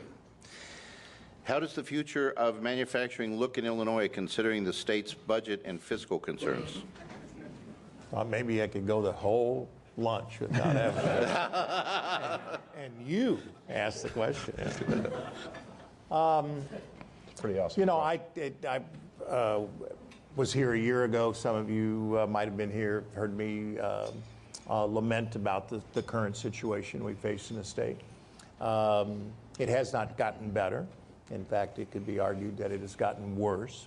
there seems to be an inability on our leaders in Springfield to understand, use the words of the old song, "You don't know what you've got till it's gone," the Joni Mitchell song, that until... Do you know who Joni Mitchell is? Yeah, probably. He does. I thought that as I was saying it. There's no way he could know that. That, you know, 600,000 jobs, that statistic I keep using, just 13 or 17 years ago at the turn of the century, which, you know, sounds like a long time ago, not that long ago, we were at 900,000, 300,000 jobs lost in this state. If you use the old multiplier effect of 2 jobs for every manufacturing jobs, then you're easily talking 500,000, 750,000 jobs that either have been lost or never created. And what was the impact on those families, those opportunities for those families? And I think we see one of the lines I use, that Illinois is closing one day at a time, and you only have to take a trip not too far from this location or across downstate Illinois and see the impacts. And so it takes all of us to continue to push our leaders to say, you know, you've got to start talking about what are the root causes here and the spin-off of those causes in crime and the inability to make neighborhoods better. And then the fact that we're losing jobs, and when you look at the statistics, our neighboring states, they're growing manufacturing jobs. So it shows it can be done, and that we should be working on that. But my lament, my shout, my scream at the top of the mountaintop is that our leaders still aren't paying attention to the issue. Okay, we have 3 questions. I'll try to combine them here, from Charles Orlowek, Robert Hess, and Sandy Westland Denabar, all about labor, changing the perception of manufacturing with parents. Is there a cultural difference with manufacturing jobs with the severe shortages? Comment on that? I think you're just talking about the perception of manufacturing overall. And as I said before, I really think the biggest impediment to a lot of young people getting into the manufacturing workforce or looking at manufacturing as a career choice are parents. So part of our job at the NAM and part of the job of the Manufacturing Institute is changing that perception. It is Manufacturing Month in Illinois. I'm really impressed you make it a whole month. We got the president to name last Friday as Manufacturing Day in America. We had 3,000 events across the country on Friday where manufacturers opened their doors to what we estimate about 600,000 students, their parents, community leaders, and teachers, to give them firsthand exposure to modern manufacturing and what modern manufacturing really is. I mean, that's kind of step one, right? I mean, one day a year. Great, you celebrate, you move on. So our job, and I think the job of all manufacturers and those who really do care about making sure that we kind of recruit that next generation, the manufacturing workforce, is to continue that discussion, that dialogue, that exposure to what modern manufacturing is. Now, we're doing that in lots of states, including here. The Illinois Manufacturers focuses on a program that comes out of the Manufacturing Institute to expose high school students to manufacturing throughout the year, and to give them kind of a real world look. And then we're also working with community colleges to align curriculum to the needs of manufacturers. We're also working, by the way, with branches of the military to recruit returning military personnel into the manufacturing workforce. This is a multifaceted project to recruit people into the manufacturing workforce. And the irony is that the average wage for a manufacturing worker here in Illinois is $84,000. That's the average. We go much higher. The average age for all other sectors is $55,000. So think about how far ahead you start just from the beginning. And getting that message out has been a real challenge. But it's not all just about money, although I bet right now that's what you guys are really thinking about. It's also about satisfaction and having a real purpose for the work that you're doing. And manufacturing provides that every step of the way. But the education side and being able to not only at the early age and getting it, but with Tom here and the higher education component. I was at College of DuPage out in John Carpenter's neck of the woods last week. It's middle of the afternoon, walking through College DuPage manufacturing, where they do their classes, and of course they're empty and there's nobody there at 2:30 in the afternoon. By 5:30 it was going to be full from 5:30 to 8:30 because it's the people who are coming back for retraining, the folks who already had a 4-year baccalaureate of some sort and want to move to something else. That's what's occurring out there. Yep. And we've got to provide more opportunities to be able that while people are still working to be retrained, and also in that facility at the College of DuPage, and every as you walk down the hall and the bulletin boards, job wanted vacancies for people on the posters that were on the bulletin boards there. So it's an enormous challenge that we face, and I urge our leaders like Tom and those of you who can help influence that in your community of what are we doing to get the opportunities for people to be retrained. Okay. Jack Lavin, City Club member, can you talk a little bit about the need for an infrastructure bill? I think you touched on that. Go right ahead. Yeah. So we were very encouraged when both candidates for president last year were talking about a major, significant investment in our nation's infrastructure. And we're not talking about just roads and bridges and ports and inland waterways. We're also talking about broadband. We're talking about the electrical grid. Personal experience yesterday, lost power for the 5th time this year because my lines are all above ground and we had a tree fall. So I mean, it's an epidemic across the country for our infrastructure. And if you go to almost any other one of our competitors, economic competitors, their infrastructure is far better than what we have here because they're making the investments necessary. When then candidate Donald Trump talked about $1 trillion investment in infrastructure, we jumped on that. And you'll see on our website at nam.org, there's a plan that we call Building to Win. And we not only outlined the need, which is about $2 trillion, by the way, but we also talk about how you're going to pay for it, because that's the obvious next question. And I actually think I surprise members of Congress when I say, well, actually, we have a list right here. And their next question is, well, are you going to support any of these? And my response is, we will support any of them that you put on the table. And it's not a necessarily popular position. I can tell you that many of my members don't necessarily feel quite as strongly as the organization does about getting this done. But ultimately, they think that we do have to get this done. People talk about a gas tax increase. Okay, fine. I'm not going to reject that. But if our national policy is more miles per gallon, then how is a gas tax sustainable? It's not. The numbers will never add up. It's why we have a shortfall right now in the Transportation Trust Fund. So we've got to think of new ways that we're going to raise revenue. If we truly believe that we are going to have a user-based system, meaning we're going to take money in specifically for infrastructure outlays, then we're going to have new ways of raising revenue.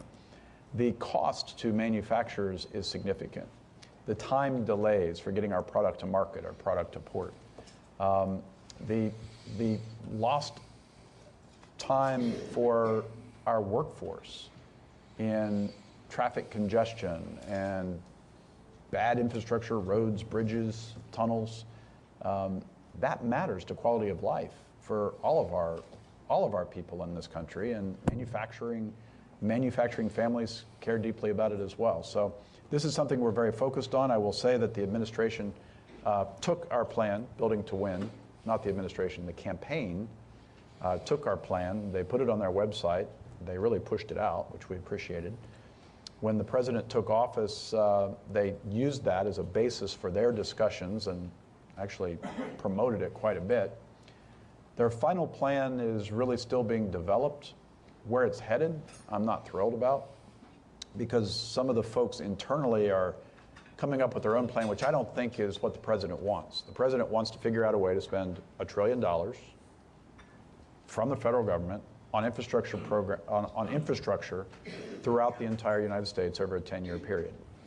what some folks within the administration have come up with is about $200 billion over 10 years, leveraging $1 for every 4 that a state is willing to put in, and what they're saying is the state should raise taxes to pay for that. It's kind of a non-starter, right from the beginning. I get the philosophy. I understand what they're trying to say. But if you're thinking about an intermodal system that is nationwide, this is a national priority. This is not a patchwork of state and local projects. That's what's gotten us into many of the messes that we're in right now. We're quickly running out of time. Just a couple more. Mary O'Connor from the Sickage Corporation, or Sickage Partnership. With respect to tax reform, do you support tax simplification? Oh, yeah. No, I mean, that's a simple answer. Absolutely. I thought it might be, but then, of course, this is the City Club, so we need our sandbag question to end the program. Please explain your involvement in the Illinois political process. This is from Laura Murphy, the Illinois State Senate. The impact you have on elections, positive, negative, and what can we expect in 2018 and 2020?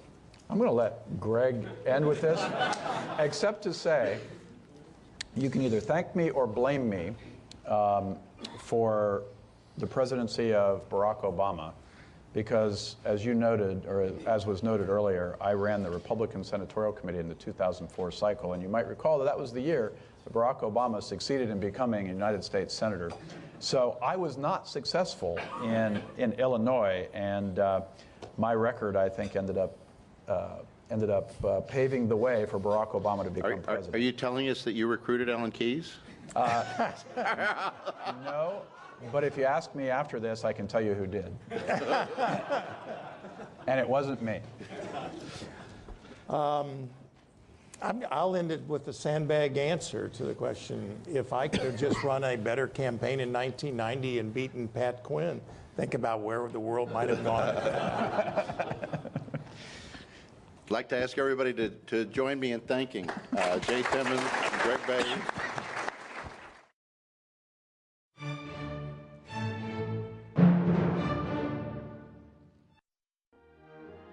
As Illinois approaches its bicentennial celebration, the Illinois Channel takes a look at the people, events, and landmarks that make up Illinois' rich history.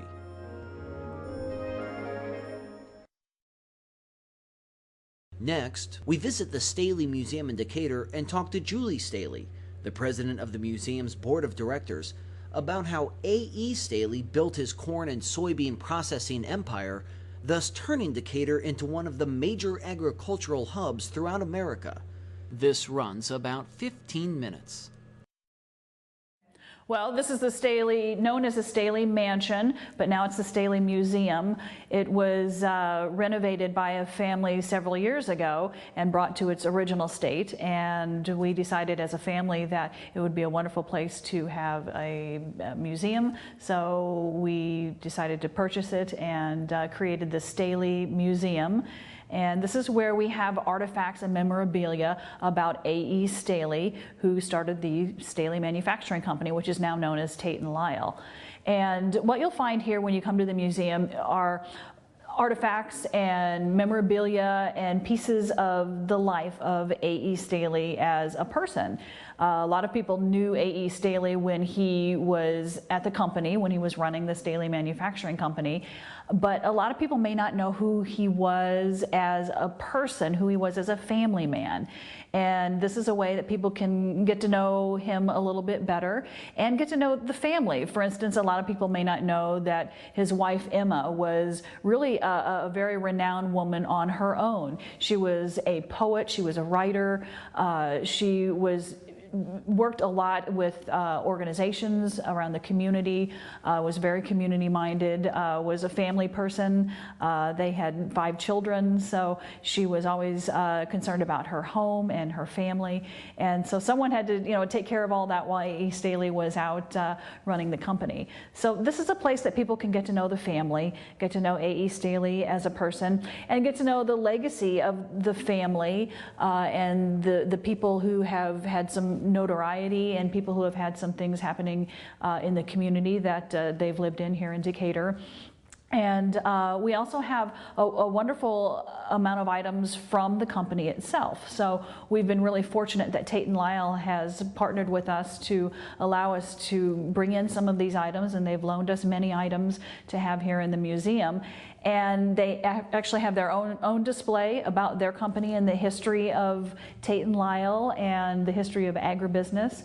And we have many artifacts and items that, you know, put together the Staley Manufacturing Company and the Tate & Lyle company now. And it's a way to really see the history of agribusiness and how it all really started here in Decatur, Illinois with A.E. Staley. So A.E. Staley was a food processing company. Why don't we talk about that? People, I think, are totally clueless, as you know, about agricultural issues in general. So what was the Staley company? They processed corn and soybeans, things like corn starch, corn sweetener, corn syrup. Not only made their own products, Staley products, but then sold some of those ingredients to other companies like Pepsi, and they would use those as an additive in their foods. So was Staley one of the bigger companies in Decatur? Definitely. Definitely. For instance, the Staley headquarters building that went up in the Staley headquarters building that went up was deemed the castle in the cornfields. And that's because it was the tallest building in downstate Illinois. So at the time that it was built, it was something that people had not seen before. They'd never seen an office building that magnificent. Who was A.E. Staley? He started out in North Carolina. He was someone who didn't even go to high school, but he had a knack for selling. He had a knack for talking to people, for persuading people. And he saw people that would go out and sell items, and he really seemed to have an affinity for that. And he was able to go out and have a sales route before he moved here and realized it was something he really enjoyed. He loved people, he loved business, and he loved being able to put the two together. And so eventually he ended up in Decatur because he knew it was a prime location for agribusiness, and his vision became a reality. The house was built in 1878, and it had two owners before A.E. Staley moved in I think it was about 1912 that he moved here. And he actually renovated it quite a bit from its original state. He redid the porch, which we're sitting on. It was an exterior, but now it's enclosed. And he had some really magnificent things done to the house and made it his own style and his own design. And you'll see some of that when you come here to the museum and look at the history of the home itself. When is the museum going to open? To the public, it'll be April 9th. Will it be free or to charge? Free admission that weekend. Well, then afterwards. And then it'll be, I think it's $2 or $3. $2 or $3. I have to ask Laura. Okay, so a nominal fee. A nominal fee. Yeah. What would you hope people would take away from their visit here? We want people to see this as something that we're giving back to the community. There are generations of families who spent their lives building that company. And A.E. Staley was always someone who gave back to his employees. If you go back and read through the Staley journals, which we have a complete set of on our website, staleymuseum.com, you can read every single Staley journal that was ever printed. And you can see in there how the company recognized what the employees did, not only on their own time, but on their free time. They would talk about their children having a birthday or someone got married. And then they would talk about the football team or the bowling team or things that people were doing on their off time. And it was more of a community than a company. And that was really something that was significant in that era as well. companies are, of course, very, very different today, and life moves very differently today than it did back then. But we want the families, the retirees, the people of Decatur to know that this is something we're giving back to the city, giving back to the community, for all of the people that really dedicated so much of their lives to make the company such a wonderful place for people to grow and to learn and to work. Now, speaking of football, Mm. I don't know to what extent, again, in a casual way, what's the connection between the Staley family and the Chicago Bears? A.E. Staley was the original owner of the team that is now the Chicago Bears. And they really were only here for 1 year. And that year they were called the Decator Staleys. And they played here for 1 year. The next year they moved to Chicago and they were called the Chicago Staleys. And they played at Wrigley Field. And then the next year they became the Chicago Bears.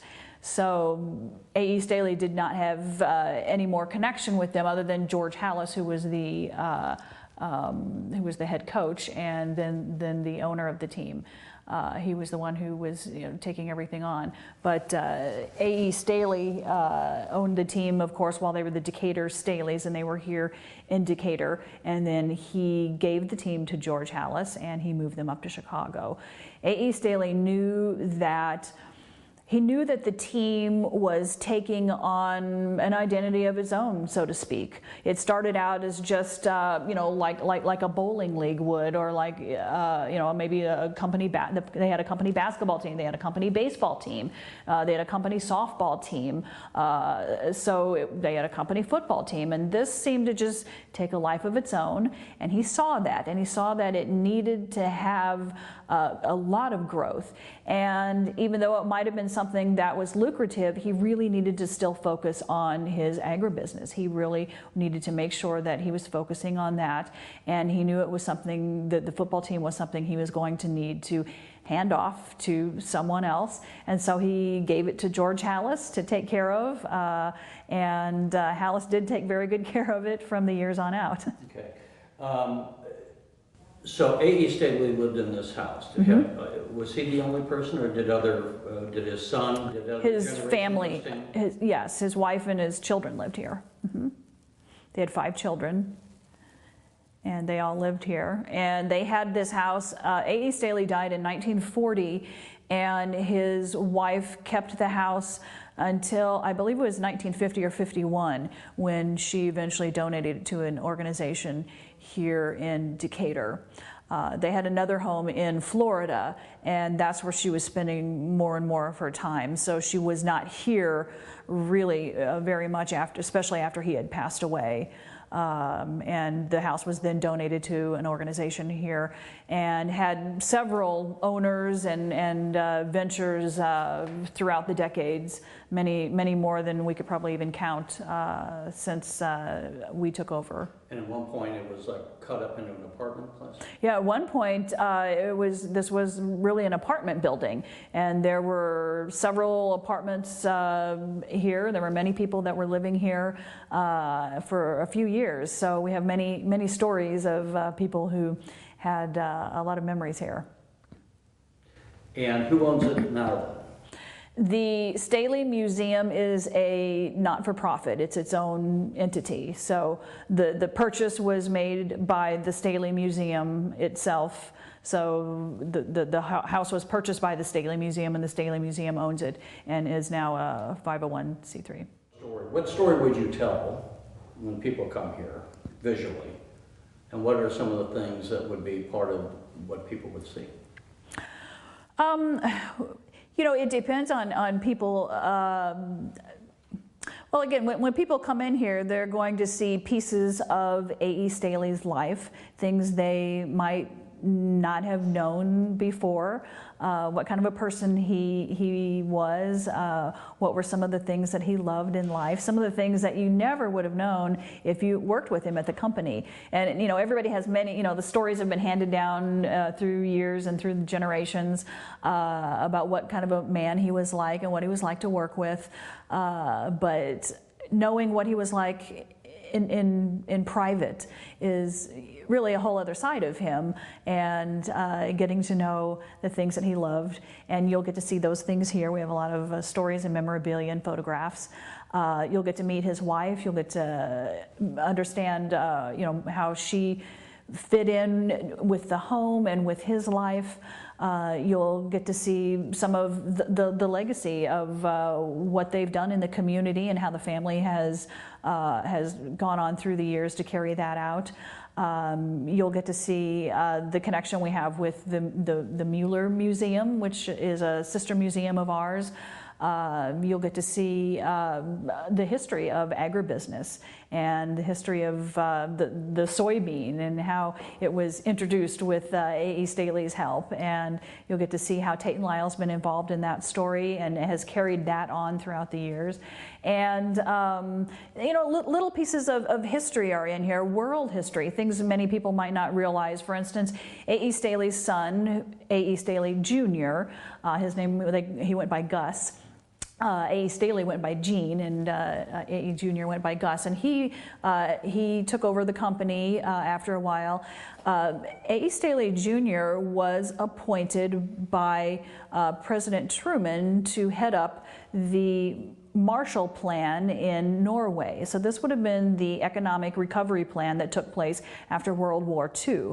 And there were people that were sent to many different countries to help in European countries to put the countries back on track after the war and the devastation that had taken place. Mostly the economic devastation of people not having food, not having supplies and means to live. So A.E. Staley Jr. was the director for the mission in Norway, and he was sent there to really help the people get back up on their feet. And being the head of a food company, he was able to find the resources available to bring to the people in Norway and to help them recover from World War II. Do you have any pictures of that? Yes, we have an entire display about that. What are these Staley balls? That's just those are some of the fun things you'll see here. This was really one of the things that's here because of